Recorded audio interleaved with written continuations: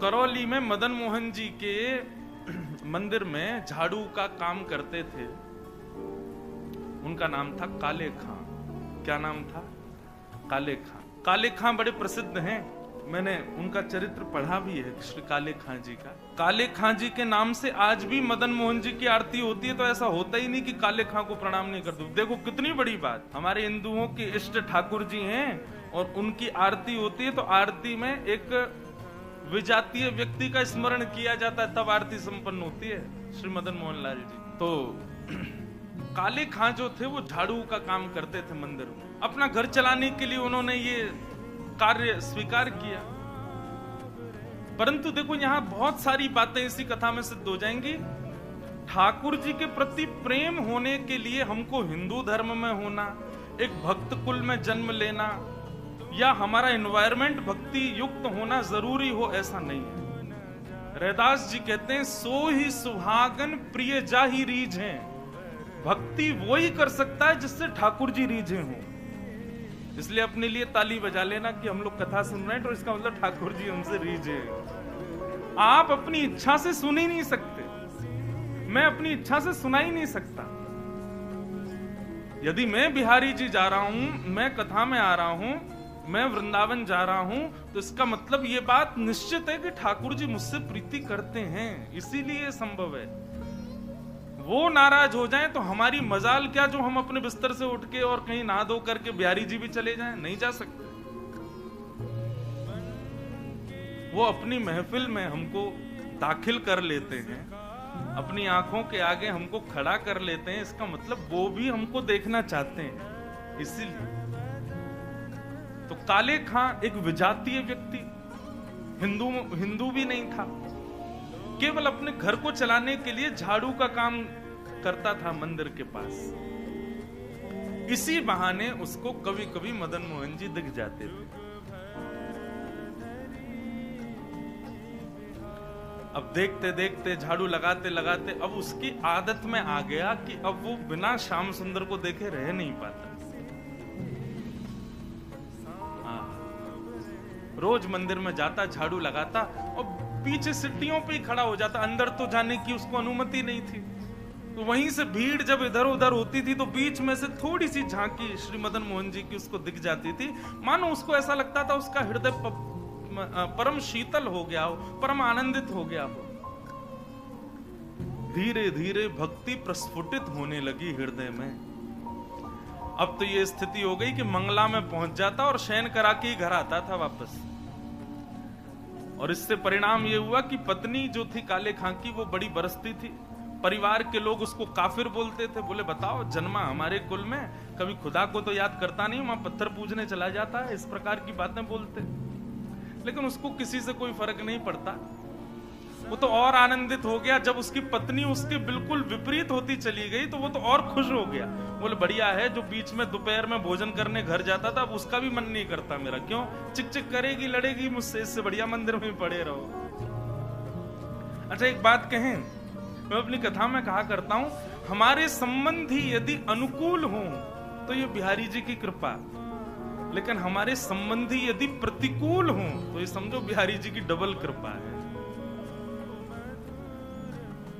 कथा में 3 प्रकार के लोग आते हैं। पहले इच्छुक, दूसरे आमंत्रित, जिनको निमंत्रण आमंत्रण भेजा गया है, और तीसरे जो घर परिवार और संसार से दुखी हैं। 3 प्रकार के लोग कथा में आते हैं। यहाँ हो सकता है एक आध लोग ऐसे बैठे हो, कोई घर जाएंगे तो क्या, कुछ नहीं, सब लड़ेंगे झगड़ेंगे, पीछे पड़े रहे, इससे बड़े कथा में बैठे रहो। तो मंदिर कथाओं में जाने वाले 3 प्रकार के लोग होते हैं: इच्छुक भक्त, आमंत्रित और दुखी दुखियारे बेचारे। तो काले खां को तो और अच्छा लगता, पत्नी बेचारी ऐसी विमुख हो गई कि अब तो वो पूरा दिन ही मंदिर में ही निकालता। लेकिन काले खां की व्यवहार धर्म में एक पीड़ा थी कि उनको कोई संतान नहीं थी। घर परिवार के लोग सब उसको बहुत डांटते थे। बोले अरे तू खुदा को भजा कर, वो तुझको संतान देंगे, वो तेरे को बेटा देंगे, तू किसको भजने चला जाता है, खुदा को पुकारता ही नहीं है, इसीलिए तो तेरे बालक नहीं हो रहा। अब तो रोज की इतनी चिकचिक हो गई कि काले खां एक दिन मंदिर गया, मदन मोहन जी का श्रृंगार दर्शन कर रहा था, दूर खड़े खड़े बोले, हे मदन मोहन लाल जी, मुझे पुत्र की कामना नहीं है, मुझे संतान की कामना नहीं है, पर आपकी भक्ति करने में, आपसे प्रेम करने में बाधा बनती है मेरे परिवार के लोगों की बातें, और वो बातें तभी खत्म होंगी जब मेरे घर एक पुत्र हो जाए। हे नाथ, मुझे पुत्र की कामना नहीं, मेरी कामना तो ये कि सब चुप हो जाएं और मैं आपकी भक्ति करता रहूं, इसके लिए आप मुझे एक पुत्र दे दो। और कृपा ऐसी हुई कि कहां परिवार के लोगों ने जब ज्यादा बोलना प्रारंभ किया, तभी खबर आई कि काले खां की पत्नी जो है वो गर्भवती। पहले तो आधे लोगों के मुंह बंद हो गए। काले खां भी सबको बोल देते, बोले तुम लोग कहते हो खुदा को भजो तभी बालक होगा, दो मेरे मदन मोहन लाल जी ने भेज दी संतान, अब देखना होगी। फिर ये हुई कि अब बेटी हुई तो समझेंगे कि इसके ठाकुर जी ने दी, बेटा हुआ तो समझेंगे हमारे खुदा ने दिया। बोले ऐसा नहीं, ये तो हमारे ठाकुर जी कृपा करेंगे, उन्हीं की कृपा से ही हो रहा है। और काले खां के यहां पर एक पुत्र ने जन्म लिया।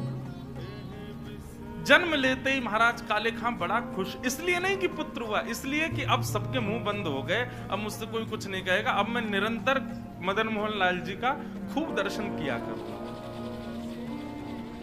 लेकिन हमारे ठाकुर जी सीधी सीधी जीवन जिए कोई, इससे ठाकुर जी को आनंद नहीं आता। हमें बिहारी जी बड़े चतुर हैं, खुद टेढ़े हैं तो इसलिए भक्तों का भी जीवन टेढ़ा मेढ़ा ही कर देते हैं। ये बात आप सबने अनुभव की होगी। जीवन में अगर 10-15 दिन बड़े खुशी खुशी निकल जाएं तो चिंता और बन जाती है, अब पता नहीं क्या होने वाला है, 10 दिन से कुछ हुआ नहीं है मेरे साथ, निश्चित कुछ तो होगा। अब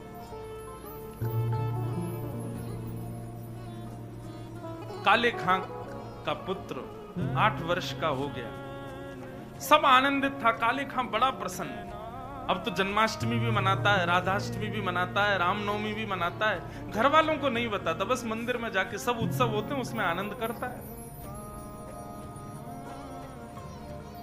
8 वर्ष का बालक काले खां का यमुना जी के तट पर, नदी के तट पर कहीं खेल रहा था अपने मित्रों के साथ, और एक सर्प ने उसको डस दिया। सर्प के डसते ही महाराज नीला पड़ गया उसका पुत्र, बेहोश होके गिर गया।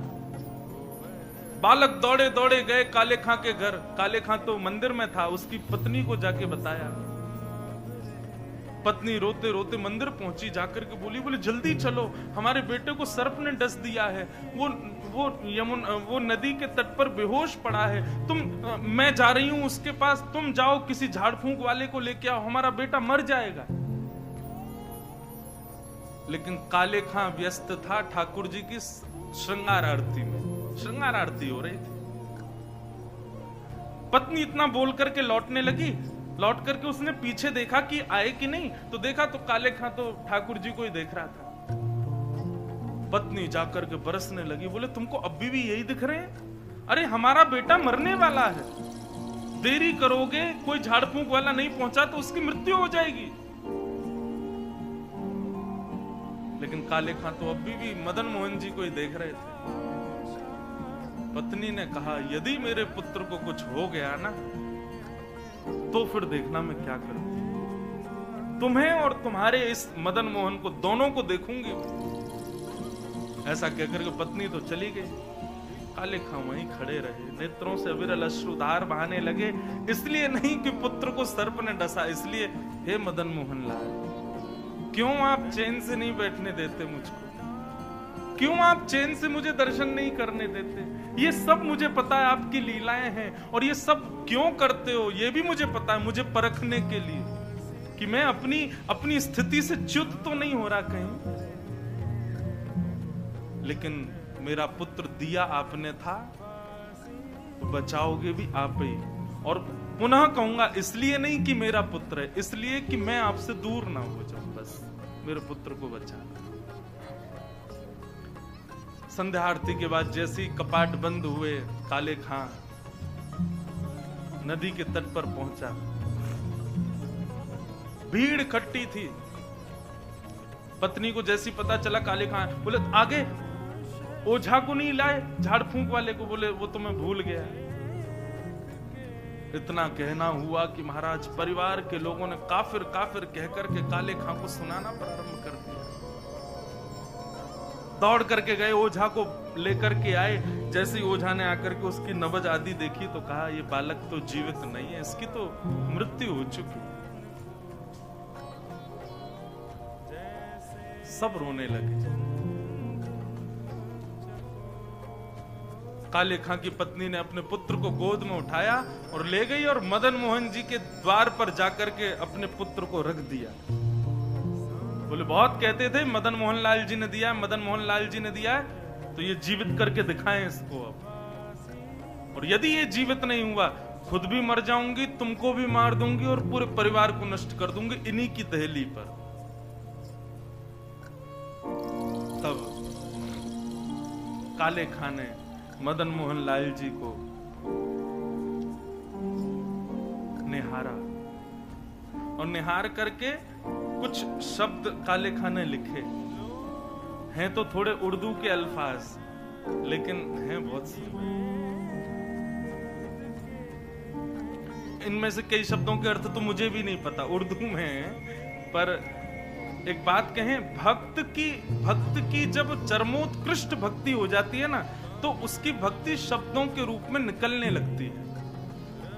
जब भक्ति चरम स्थिति में पहुंचती है, कहां मीराबाई ने नहीं गाया, सूरदास ने नहीं गाया, तुलसीदास ने, सबने गाया।